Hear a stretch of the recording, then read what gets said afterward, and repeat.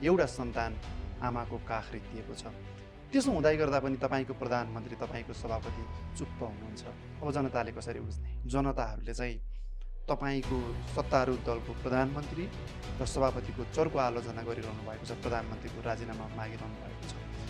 यो घटनाहरू, यो फेयरिस्टहरू, यो आन्दोलनहरू, यो विरोधहरू, यो आलोचनाहरू तपाईँहरूको मोबाइलमा आउँछ।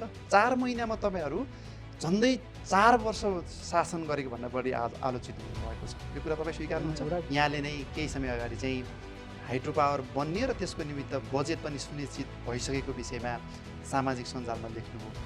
तर बजेट आइसकेपछि, बजेट बाँडफाँड भइसकेपछि त्यसको सुनिश्चित भएको चाहिँ आधार कहीँ पनि देखिएन।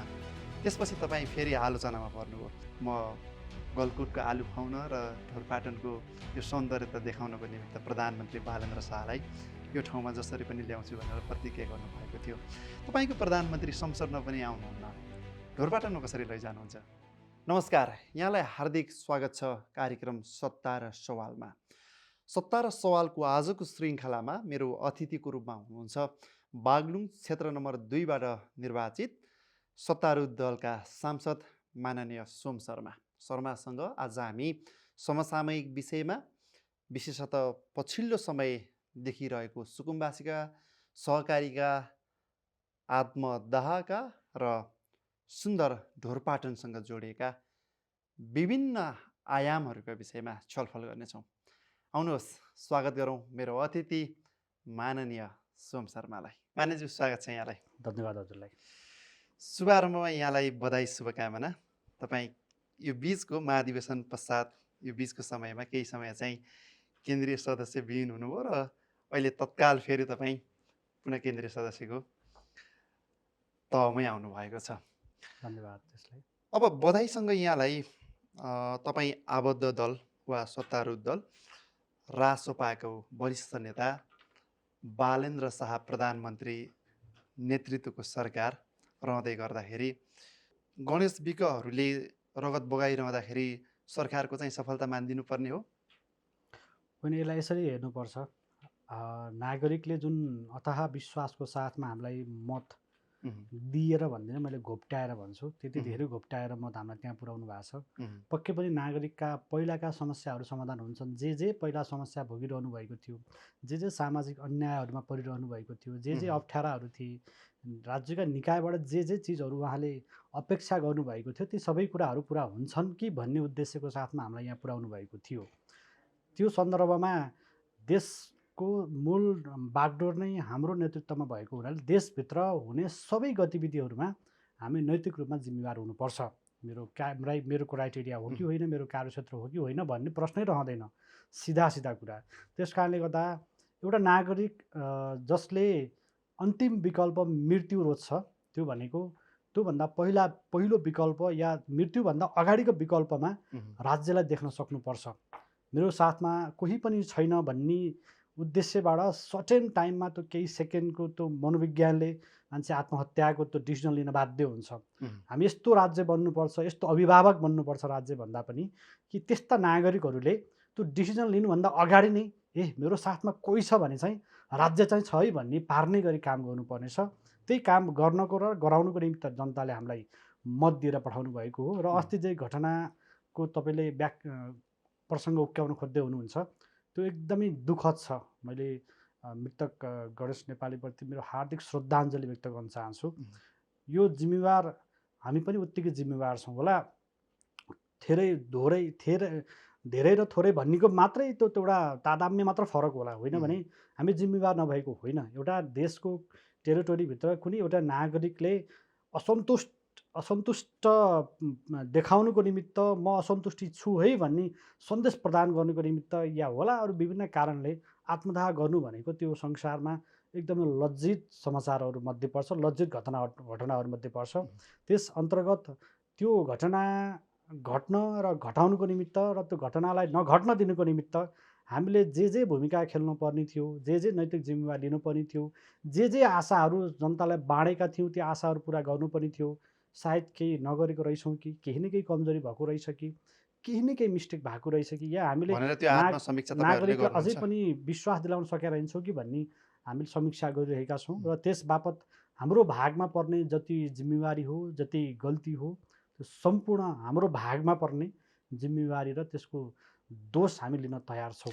मैले तपाईँलाई रुखो सुनिने गरी गणेश नेपालीको शव उसको शरीर जल्दै गर्दाखेरि यो सरकार चाहिँ सफल भएको मान्नुपर्ने होला होइन भनेर चाहिँ किन सोधेको हो भने प्रधानमन्त्रीले सामाजिक सञ्जालमा ढुक्क रहनुहोस् भनेर स्ट्याटस लेख्नुहुन्छ। आज तिनै जनताको कुनै एउटा सन्तान आमाको काख रित्तिएको छ। त्यसो हुँदै गर्दा पनि तपाईँको प्रधानमन्त्री, तपाईँको सभापति चुप्प हुनुहुन्छ। अब जनताले कसरी बुझ्ने? केही एउटा दुईटा मात्र उदाहरणलाई लिएर सफलता र असफलताको मानक नलगाउँ। धेरै लामो यात्रा तय गर्नु छ हामीले। यो बिचमा बाधाहरू अप्ठ्याराहरू आउँछन्, घटनाहरू घट्छन्। नघट्ने घटना घटेको छ, एकदमै दुखित छौँ हामी। यसको जिम्मेवार कतिसम्म लिनुपर्छ, लिन तयार छौँ पनि भनिसकेको छ। तर यो एउटा अकस्मात र आवेगात्मक घटना पनि हो। राज्यको कमजोरी पनि होला, तर हाम्रो कमजोरी कति र अरू निकायको कमजोरी कति भन्नेलाई पनि केलाइरहँदा यति मात्र घटनालाई आधार मानेर राज्यको सफलता असफलता या प्रधानमन्त्रीज्यूको सफलता र असफलतासँग जोड्नु त्यति उपयुक्त नहोला जस्तो लाग्छ। बरु यसलाई हामीले यसरी बुझ्न सकिन्छ, यस्तो अवस्था भइरह्यो भने अब कसरी अगाडि बढ्ने, थप नागरिकहरूलाई मृत्युवरण गर्न बाध्य नबनाउने गरी कसरी काम गर्ने भन्नेतर्फ बरु परिचर्चा गऱ्यो भने त्यो फलदायी हुनसक्छ हाम्रो बहस जस्तो लाग्छ मलाई। जस्तो तपाईँ सत्तारूढ दलकै सांसद भए पनि तपाईँले त्यो चाहे संसदमा होस् वा तपाईँको सामाजिक सञ्जालमा केही भिन्न विचार राखिरहनु भएको छ। घटनाहरूलाई चाहिँ आफूले चाहिँ स्वीकार्युक्ति व्यक्त गरेको ढङ्गले प्रस्तुत गरिरहनु भएको छ। अब त्यसरी फरक मत राखिरहँदाखेरि चाहिँ जस्तो केही घटना विशेषकै कुरा गरौँ, सुकुम्बासीहरूको समस्या उस्तै दर्दनाक भइरहेको छ। हिजो रातभर उनीहरू सुत्न सकिरहेका छैनन्, बाढी पसिरहेको छ। सडकमा फेरि उसै गरी सहकारी पीडितहरू देखिन थालेका छन्। हाम्रो समस्याको समाधान भएन भनेर फेरि सडकमै फर्किरहेका छन्। जान्नेलाई छान्ने भनेर जनताले तपाईँहरूलाई चुनेर पठाउँदै गर्दाखेरि तपाईँहरू चाहिँ त्यो समस्याप्रति गम्भीर हुनुहुन्छ, आत्मसमीक्षा गर्नुहुन्छ वा तपाईँहरूको पार्टीको वा दलको बैठकमा यी विषयहरू पर्दैनन्? होइन, उठ्छ नि। तपाईँले हाम्रा सत्तासीन दलका हाम्रै राष्ट्रपाका सांसदहरूको प्रस्तुति पनि संसदमा हेर्नुभयो भने केवल सरकारलाई आँखा चिम्म मात्र गरेर समर्थन गरिरहेका छैनौँ हामी कसैले पनि। आवश्यकता पर्दा खबरदारी पनि उत्तिकै गरिरहेका छौँ जति समर्थन गर्छौँ। किनकि समर्थन त त्यसको पोजिटिभ वेलाई पनि हामीले प्रचार त गर्नु पऱ्यो नि त। हामीले गर्न खोजेको काम यो हो है भनेर जनतालाई बुझाउने पनि दायित्व हाम्रो छ। त्यो क्रममा कहीँ न कहीँ सामान्य बाटो मिस्टेक भयो, त्रुटि भयो या केही भइरहेको छ भने खबरदारी गर्ने जिम्मेवारी पनि हामीभित्रै छ। किनकि हामी सत्तासीन दलको सांसद भए तापनि पहिलो कुरा हामी सार्वभौम सांसद हो। सांसद एउटा व्यवस्थापकीय रूपमा कुरा गरिरहँदा ऊ संसदभित्र सत्तापक्षीय सांसद भनेर त नामाकरण त गरिन्छ, तर अधिकारको हिसाबले जिम्मेवारीको हिसाबले ऊ न सत्तासीन हो न प्रतिपक्ष कोही पनि होइन। ऊ एउटा सांसद हो। त्यो सांसदले आम नागरिकका समस्यालाई चाहे सत्तालाई खबरदारी गरेर हुन्छ या समर्थन गरेर हुन्छ या फरक मत राखेर हुन्छ या सहमत गरेर हुन्छ, जसरी हुन्छ नागरिकका समस्यालाई नै केन्द्रमा राखेर उसले आफ्ना बहसको थालनी गर्नुपर्छ भन्ने लाग्छ। त्यही अनुरूप नै हामी सबैजना अभ्यास गरिरहेका छौँ। जस्तो पछिल्लो समय तपाईँहरूको दल सरकारमा गए पश्चात वा तपाईँहरूको झन्डै 2/3 सरकार बनिरहेको छ, तर पनि महँगी उस्तै बढ्दो छ। युवाहरू पलायन हुने क्रम अझै पनि रोकिएको छैन। दैनिक रूपमा 3000 युवाहरूले अझै पनि देश छोडिरहेका छन्। तपाईँ सडकदेखि संसदसम्म आएको एउटा सांसदको हैसियतले यस्तो हृदय विदारक घटनाहरू देख्दाखेरि, जसले चाहिँ आफ्नो रोजीरोटीको लागि काम गर्दै गर्दा जीवन गुमाएको छ, जसको घरमा 2 वर्षको सानी बच्चीले बुवा आउने बाटो कुरेर बसिरहेको छ, यो प्रतिनिधिमूलक घटना होला, तर यो व्यथिति झन् धेरै मौलाउँदै गएको भनेर जनताहरूले चाहिँ तपाईँको सत्तारूढ दलको प्रधानमन्त्री र सभापतिको चर्को आलोचना गरिरहनु भएको छ, प्रधानमन्त्रीको राजीनामा मागिरहनु भएको छ। यो घटनाहरू, यो फेयरिस्टहरू, यो आन्दोलनहरू, यो विरोधहरू, यो आलोचनाहरू तपाईँहरूको मोबाइलमा आउँछ? एउटा कुरा हामीले के सत्यतालाई स्वीकार्नुपर्छ भने नि, हामी जन्मेको पनि भर्खर 4 वर्षको मेरोफेरोमा पुग्दैछौँ। बल्ल पहिलो अधिवेशन सम्पन्न गर्यो। पहिलो प्रथम अधिवेशन बल्ल सम्पन्न भएको छ, बल्ल अङ्कुरण हुँदैछ हाम्रो पार्टी। सत्तामा गएको पनि बल्ल 3-4 महिना, मुस्किलले 4 महिना हुँदैछ अझै। यो देशको इतिहास, लामो इतिहास बोकेको छ। आजभन्दा जो अन्य दलका प्रबुद्ध व्यक्तित्वहरू हुनुहुन्छ, उहाँहरूले यो देशलाई धेरै लामो समयसम्म नेतृत्व गरेर यहाँसम्म ल्याउनु भएको छ। उहाँलाई सम्मान छ। उहाँहरू नलडिदिएको भए, स्वाधीनताको पक्षमा नहुम्बिदिएको भए, आफ्नो ज्यानलाई आहुति राखेर विभिन्न किसिमका निरङ्कुशता प्रवृत्तिको पक्षमा नउर्दिएको भए आज हामी यसरी लोकतन्त्रको मजाले हुर्मत लिन पाउँदैन थियो होला, लोकतन्त्रको लोकतान्त्रिक पद्धति अनुसार यसरी सांसद बन्न पाउँदैन थियो होला। यसमा उहाँलाई सम्मान छ। तर सम्मान सँगसँगै अर्को प्रश्न पनि छ। यत्रो समयसम्म तपाईँहरूले जुन देशलाई जहाँ पुर्याउनु पर्थ्यो त्यहाँ नपुर्याएर जहाँ नपुर्याउनु पर्थ्यो त्यहाँ पुर्याइदिनु भयो नि। त्यही चिजलाई तपाईँले जहाँ नपुर्याउनु पर्थ्यो त्यहाँ पुर्याएको हुनाले जहाँ पुर्याउनु पर्थ्यो त्यहाँ पुर्याउनुको निम्ति हामी आएको हो।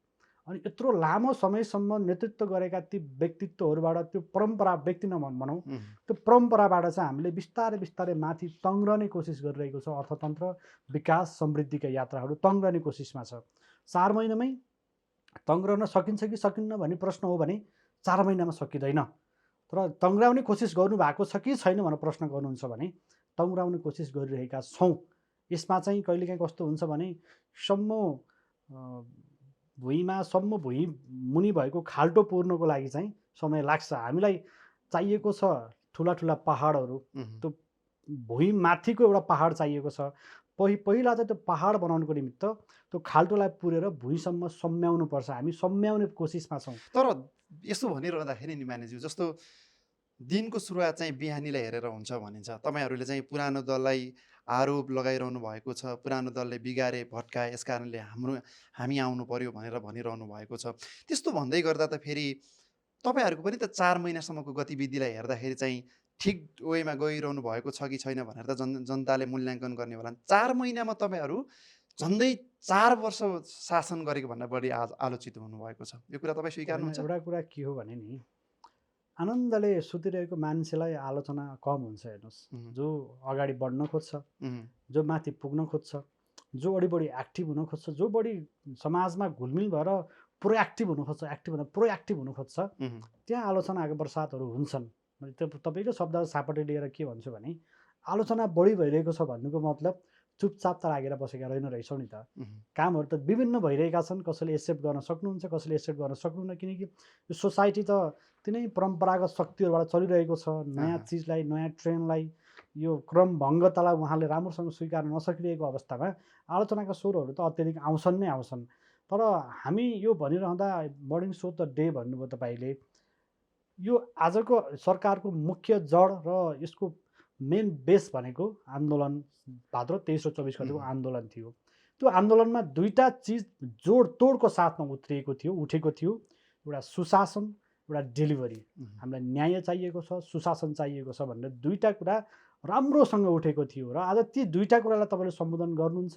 त्यो दुईटा चिजमा सरकार कति सफल भयो कि भएन भनेर प्रश्न गर्नुहुन्छ भने, सुशासनको मामलामा जहाँसम्म लाग्छ पहिलाको इतिहासलाई राम्रोसँग केलाउनु भयो भने स्ट्रिक्टली रूपमा सरकार बनेकै दिनमा, शपथ खाएकै दिनमा सुशासनलाई हुर्मत लिने र सुशासनलाई आफ्नो मुठ्ठीमा कब्जा गरेका ती पात्रहरूलाई रातारात यो सरकारले थुनेको, कानुनी दायरामा थुनेको भन्दा नि कानुनी दायरामा ल्याएर सुरुवात त्यहीँबाट गरेको थियो। बिस्तारै बिस्तारै एवं रीतले त्यसलाई पनि छुन सक्ला र यहाँ पनि जान सक्ला र यसलाई त छुन सक्दैन होला भन्ने जुन न्यारेटिभ थियो, त्यो सबै न्यारेटिभ भङ्ग भएर सबै चिजहरू जो गलत गर्नुभएको थियो सबैहरू कानुनी फन्दामा हुनुहुन्छ। कानुनी प्रक्रियामा उहाँहरू अदालत या कानुनी एउटा सीमामा बाँधिसक्नु भएको छ।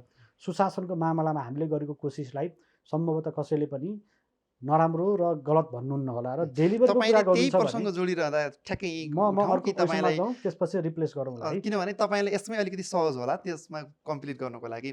तपाईँहरू त्यसो भनिरहँदाखेरि त जस्तो जुन बिन्दुमा तपाईँहरूले सुरुवाती दिनमै शीर्ष राजनीतिक दलका अथवा तत्कालीन प्रधानमन्त्री, गृहमन्त्रीसम्मका व्यक्तिहरूलाई हिरासतसम्म ल्याउने कुरालाई जुन सफलता मानिरहनु भएको छ, त्यसलाई त तपाईँहरूको 4 महिनाको परिणामले त फेरि स्टनबाजी बाहेक केही पनि रहेन, मिडिया ट्रायल बाहेक केही पनि रहेन भन्ने अवस्थामा पुर्याइदियो। मैले कुनै व्यक्ति केन्द्रित भइरहेको छैन।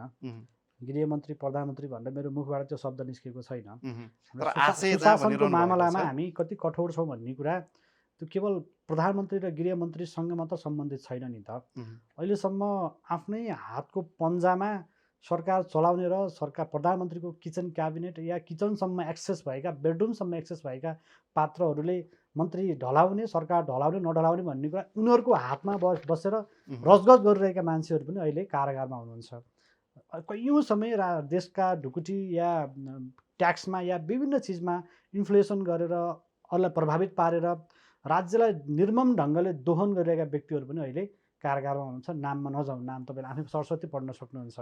त्यसर्थ यी सबै चिजलाई हेरिरहँदा एउटा दुईवटा पात्रको सन्दर्भलाई मात्र जोड्नुभयो भने त हामी त मैले अघि भने नि हामी सिक्ने चरणमा पनि छौँ, अगाडि बढ्ने चरणमा पनि छौँ।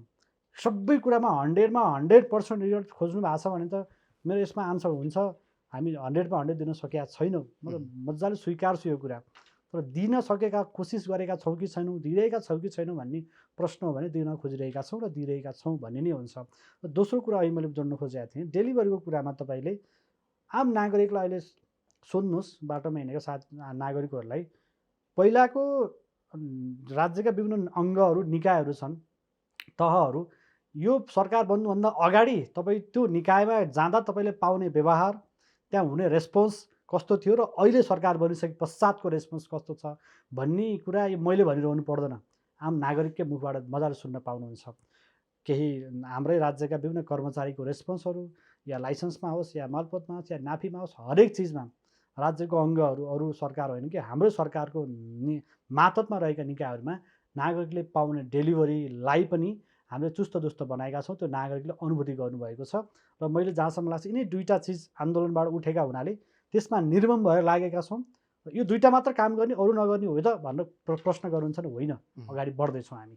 जस्तो तपाईँले यहाँ सुशासनको कुराकानी गरिरहँदा तपाईँ र म यहाँ कार्यक्रम रेकर्ड गर्दै गर्दा अहिले सडकमा सुकुम्बासीहरू आन्दोलन छन्, मान्छेहरू न्यायको निमित्त आन्दोलन गरिरहेका छन्, काठमाडौँमा कोठा पाइरहेको छैनन्, त्यसको विषयमा पनि निरन्तर रूपमा आन्दोलन भइरहेको छ। मैले अघि भनेको शब्द फेरि सापची लिएर भन्ने हो भने सहकारी पीडितहरू फेरि सडकमा आइरहेका छन्। यसरी एकपछि अर्को चरणबद्ध रूपमा आन्दोलन भइरहँदाखेरि के कुरालाई चाहिँ हामीले सुशासनको रूपमा हेर्न सकिन्छ? जस्तो केही गौण कुराहरू त छुट्टै रहला, तर प्रधान कुराहरू त मान्छेको जीवनशैलीसँग जोडिएका, दैनिक आधारभूत समस्यासँग जोडिएका विषयहरू त छन् नि त। अब हामीले तपाईँले भने जस्तै कार्यालयमा जाँदाखेरि सरकारी लाइन नदेख्नुलाई, कतै जाँदै गर्दा झट्ट काम हुनुलाई मात्रै सुशासन मान्ने कि सडकमा आइरहेका आवाजहरूको समाधान खोइ भन्ने कुरालाई पनि सुशासन मान्ने? सही कुरा गर्नुभयो तपाईँले। विशेष गरी सहकारी र मिटर ब्याज पीडितका कुरा गर्नुभएको छ, सुकुम्बासीको कुरा गर्नुभएको छ भने क्रमिक ढङ्गले सुधार गर्ने पक्षमै छौँ हामी। तपाईँले 4 महिनाकै अन्तरालमा करिब अरबभन्दा बढी पैसा सरकारले इनिसिएसन लिएर सहकारी पीडितका पैसा बाँडिसकेको छ, त्यस्तै हाराहारीमा भन्ने मैले समाचार सुनिरहेको छु। र मिटर ब्याज पीडितको सन्दर्भमा पनि विभिन्न कानुनहरू बनाएर मिटर ब्याज जो व्यक्ति छन् मिटर ब्याजमा लगेर उनीहरू अलि बढी शोषक हुन चाहन्थे तिनीहरूलाई पनि कानुनी कठघारमा उभ्याउनुको निम्ति सरकार निर्मम बनिरहेको छ। सबै 100% सबैको A to Z अहिले नै सबै कुराको सल्युसन खोज्ने भने त सम्भव पनि नहोला। तर मलाई विश्वास के लागिरहेको छ र खुसी के लागिरहेको छ भने यो राज्यबाट पक्कै नै न्याय पाइन्छ भनेर नै राज्यलाई सुनाउनुको निमित्त आउनुभएको छ। माइती घरमा बोलिएका आवाजहरू, उठेका आवाजहरू हामी सुन्छौँ, किनकि म त्यो माइती घरलाई जीवनमा कहिले भुल्न मिल्दैन र भुल्दा पनि भुल्दैन। मेरो उद्गम स्थल माइती घर नै हो। आज म जुन स्थानमा छु मलाई माइती घरले यहाँसम्म ल्याइदिएको हुनाले म जहाँबाट उम्रिएर, जहाँबाट स्टार्टिङ भएर र जहाँबाट अगाडि बढेर म यहाँ आएको छु त्यो स्थानलाई भुलेँ भने त मलाई पाप लाग्छ। हेर्नुहोस्, त्यसर्थ माइती घरमा उठेका सबै स्वरहरू, माइती घरमा भएका विरोधका स्वरहरू हुनसक्छन्, खबरदारीका स्वरहरू हुनसक्छन् या आक्रोशका स्वरहरू हुनसक्छन्, सबै स्वरहरू हाम्रो नोटिसमा छन्। हामी ती सबै समस्याहरूलाई बिस्तारै समाधान गर्दैछौँ। यी समस्या फेरि अहिलेबाट यो सरकारको पालामा भएको हो त भन्ने प्रश्न गर्ने यो सरकार पालामा भएको होइन, पहिलादेखिको समस्याहरू हुन्। तर मैले भनिरहेको छु अन्तिममा जोड, तर हामीले त्यसलाई पूर्ण रूपमा जिम्मेवार बोध गरेर निराकरण गरेर छोड्छौँ हाम्रो कार्यकालमा चाहिँ। हामी अब अर्को चुनावमा जाने बेलामा हामी यो 82मा जे भनेर जनतासँग गएका छौँ त्यही भनेर फेरि हामी अब 86मा जानेवाला छैन, 87मा जानेवाला छैन, कहिले आउँछ चुनाव। त्यसैले हामी नयाँ मुद्दा, नयाँ एजेन्डा बनाएर जाने हो। एउटै मात्र मुद्दालाई निरन्तर रूपमा जनतालाई यो गर्छु ऊ गर्छु भनेर त्यो रिपिटेडली गरेर जानेवाला छैनौँ। 5 वर्षमै समस्याहरू बिस्तारै एवं विस्तृत समाधान हुन्छन्। अलिकति तपाईँको कार्यक्षेत्रतिर फर्क्यौँ। केही दिन अगाडि सामाजिक सञ्जालतिर निकै चर्चा रह्यो तपाईँको क्षेत्रमा चाहिँ, विशेष गरी बागलुङको क्षेत्र नम्बर 2 को पनि बडीघाटको एउटा ठाउँ जहाँ चाहिँ मान्छेहरू पोखरीको पानी खाइरहेका थिए। सामाजिक सञ्जालमा त्यो भिडियो यत्रतत्र भयो र त्यही विषय तपाईँले संसदसम्म पनि उठाउनु भयो। समाधान गर्नुको साटो सामाजिक सञ्जालमा बडो चर्चाको विषय बन्यो त्यो प्रक्रिया, समाधानको प्रक्रिया चाहिँ के हुँदैछ? मैले विशेष गरी कमल यात्रीजीलाई धन्यवाद दिन चाहन्छु। सबै ठाउँमा म पुग्न सकिँदैन, मान्छे हो, मान्छेको दिमागमा, मान्छेको आँखामा, नजरमा सबै समस्या नोटिस नहुन पनि सक्छ। त नोटिस गराउनको लागि यस्तै साथीहरू चाहिन्छ हामीलाई, खबरदारी गर्ने, नोटिस गराउने। उहाँले जब त्यो थामचौरको विषयलाई उठान गर्नुभयो, सञ्जालमा एउटा बहसको विषय बन्यो, त्यसपछि मेरो नोटिसमा पनि परिसकेको थियो। त्यसपछि हामीले प्रक्रियागत ढङ्गले सरकारलाई सुनाउने, संसदलाई सुनाउने, र सुनाउने मात्रै होइन, फेरि प्रक्रियाको कुरा गरिरहँदा गर्न के सकिन्छ त, त्यहाँको खास समस्या के हो, के साँच्चीकै पोखरीको पानी खाएर बस्नुभएको थियो त भनेर मैले सबभन्दा पहिलो रिसर्च, पहिलो तथ्य त्यहाँ मैले केलाउन खोजेको थिएँ। र दुःखको साथ भन्नुपर्छ, मेरो क्षेत्रमा ती नागरिकहरूले सधैँ त नहुँदो रहेछ, तर कहिलेकाहीँ त्यो बर्सातको पानी रिजर्भेसन गरेको ट्याङ्कीबाट पानी सकियो भने चाहिँ कहिलेकाहीँ चाहिँ पोखरीको पानी उबाएर ल्याएर उमालेर खान पनि बाध्य हुनुहुँदैछ। घटना त्यहाँको होला, तर त्यस्तो घटनाहरू धेरै ठाउँमा छन्। त्यस्तो त्यो एउटा उदाहरण यो होला, अरू अन्यत्र पनि एउटा सामान्य एउटा सिम्बोलिक मात्र हो, त्यो अन्यत्र पनि हुनसक्छ। नोटिसमा नआएका होलान्, आउँदै होलान्, कसैले ल्याउँदै हुनुहुन्छ होला। यी सबै चिजहरूलाई, विशेष थामचौरको विषयलाई तपाईँले कुराकानी गरेको हुनाले त्यहाँ किन यस्तो समस्या भयो, अहिलेसम्म त्यसमा किन व्यवस्था भयो, विभिन्न तहका निकायहरूबाट किन व्यवस्था भयो भनेर मैले स्ट्रिक्टली सबैलाई सोधपुछ गरेँ, हेरेँ, र त्यसपछि हाम्रै राज्यका निकायहरूलाई त्यहाँ तत्कालै पठाएर यसमा हाम्रो पूर्वाधार मन्त्रीज्यूले पनि एकदम एक्सन, तुरुन्त ऱ्यापिडली एक्सन लिनुभयो। उहाँले पनि टिम पठाउनु भयो, हामी समन्वय गरेर त्यहाँ के समस्या छ भनेर दुई दिनमै होला सम्भवतः खानेपानी मन्त्रालयबाट पनि जानुभयो। त्यहाँको स्थानीय सरकार, स्थानीय स्टुडियो साहबहरू, त्यहाँको प्रहरीहरूलाई पनि पठाएर वस्तुस्थिति बुझ्न पठायौँ। त्यो आयोजना चाहिँ अहिले प्रदेश सरकार अन्तर्गत रहेर त्यो लिफ्टिङ खानेपानी अलिक त्यो त्यहाँभन्दा माथि चाहिँ खासै मूलहरू नरहेछ, पानीको मूलहरू नभएको हुनाले माथिबाट पाइपमा ल्याउनु सम्भावना भएन। तलपट्टिको खोलाबाट ल्याउनु पर्ने हुनाले लिफ्टिङ खानेपानी नै त्यहाँको लागि उपयुक्त विकल्प रहेछ, अरू विकल्प नदेखिएको हुनाले लिफ्टिङ खानेपानीको परियोजनालाई प्रदेश सरकारले अलरेडी बजेट छुट्याइसकेको रहेछ। प्रदेश, नेपाल 3टा सरकार छन्, प्रदेश, केन्द्र र स्थानीय। प्रदेश सरकारले गरिरहेको काममा फेरि इन्टरभेन्सन गर्ने कि नगर्ने भन्दाखेरि पहिला काम हेरौँ न, उहाँले काम छिटोभन्दा छिटो गर्नुभयो भने त्यो राम्रै हो। किनभने हामीलाई कसले काम गर्ने, कसले जस लिने नलिने भन्दा पनि नागरिकले कतिखेर खानेपानी पाउँछन्, नागरिकले कति छिटो खानेपानीको सुविधा पाउँछन् भन्ने कुरालाई नियतमा राखेर, उद्देश्य राखेर अगाडि बढ्नुपर्छ। जहाँसम्म लाग्छ प्रदेश सरकारले छिटोभन्दा छिटो समाधान गर्छ, त्यसमा केन्द्रीय सरकारको या हाम्रो तर्फबाट केही साथ सहयोग गर्नुपर्छ भने हामी त्यसमा निरन्तर रूपमा सँगै छौँ, केही पऱ्यो भने भन्नुहोस् है भनेर सम्बन्धित निकाय, सम्बन्धित पक्षहरूलाई हामी भनिरहेका छौँ, र विश्वास छ छिटोभन्दा छिटो समस्याको त्यहाँका नागरिकले पोखरीको खानेपानी खानुपर्ने दिनको अन्त्य हुन्छ छिटै। हामी कार्यक्रमको अन्तिम भागतिर छौँ। निकै लामो समयदेखि ढोरपाटनमा एउटा विषय चाहिँ बहसको रूपमा छ। त्यहाँ चाहिँ हाइड्रो पावर बन्ने कि नबन्ने भन्ने विषय चर्किरहेको सवालमा चाहिँ यहाँले नै केही समय अगाडि चाहिँ हाइड्रो पावर बन्ने र त्यसको निमित्त बजेट पनि सुनिश्चित भइसकेको विषयमा सामाजिक सञ्जालमा लेख्नुभयो। तर बजेट आइसकेपछि, बजेट बाँडफाँड भइसकेपछि त्यसको सुनिश्चित भएको चाहिँ आधार कहीँ पनि देखिएन।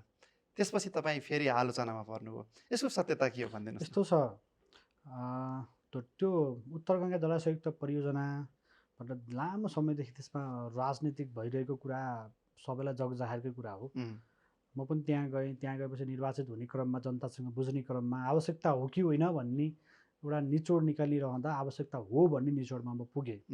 आवश्यकता हो भनिरहँदा फेरि त्यहाँका नागरिकहरूको जुन विचल्लीपना हुन्छ कि भन्ने, उहाँहरूको जुन जुन डर छ, आशय पनि छ जुन एउटा, डर छ, किनभने जुन त्रास छ, प्राकृतिक सौन्दर्यता मास्न पाइँदैन भन्ने एकातिर आवाज पनि उठिरहेको छ। प्राकृतिक सौन्दर्य विनाशको पनि सँगसँगै र त्यहाँको बस्ती बस्ती जोखिममा जोखिम पर्ने पर्ने कुरा र चाहिँ हाम्रो बस्ती नै कता जाने हो, हामीलाई नै उठीवास लाग्ने हो कि भन्ने जुन त्रास छ त्यसलाई पनि सम्बोधन गर्नुपर्छ। राज्य भइसके पश्चात चाहिँ उहाँहरूसँग समन्वय गरेर, सहकार्य गरेर, उहाँहरूका कुरालाई सम्बोधन गरेर उहाँलाई उचित क्षतिपूर्ति दिने गरिकन काम गर्नुपर्ने छ।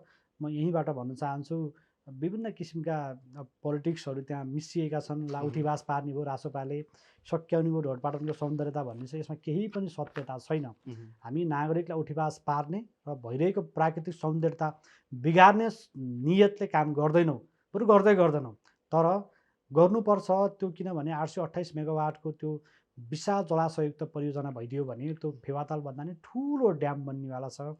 छेउमा हिमाल, त्यो समुद्रभन्दा कति लामो अग्लो त्यो सौन्दर्य, छेउमै चाहिँ हन्टिङ रिजर्भ छ, त्यहाँ फुल्ने फुलहरू, त्यहाँका फाँटहरू मान्छेलाई त्यो सौन्दर्यलाई त झन आकर्षण गर्छ त्यो तालले गर्दा। त्यस कारणले गर्दा विश्वका आन्तरिक र बाह्य सबै पर्यटकहरू त्यहाँ आउन थाल्नुभयो भने त्यहाँको चलायमान आफै बढ्न थाल्छ, त्यहाँका नागरिकको जीवनस्तर आफै उकासिन थाल्छ, आर्थिक रूपमा सक्षम उहाँहरू बिस्तारै आफै हुन थाल्नुहुन्छ।